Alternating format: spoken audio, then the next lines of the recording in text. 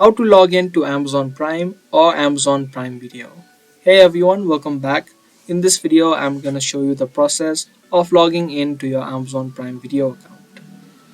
It's gonna be a short and easy video, so let's get right into it. Now either you can log in using the mobile app or the website of Prime Video. For this video, we're gonna use the website, so search for primevideo.com.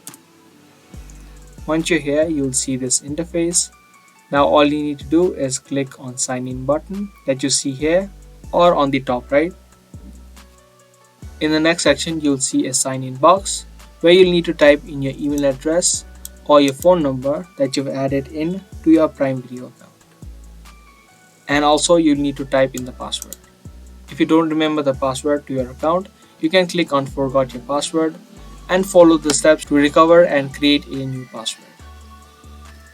After you fill in both this information, click on sign in and you will be successfully signed in to your Amazon Prime Video account.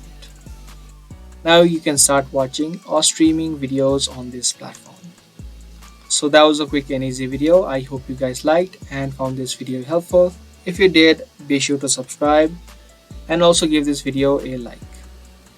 I'll be soon back with more informative videos similar to this. Until then, keep watching.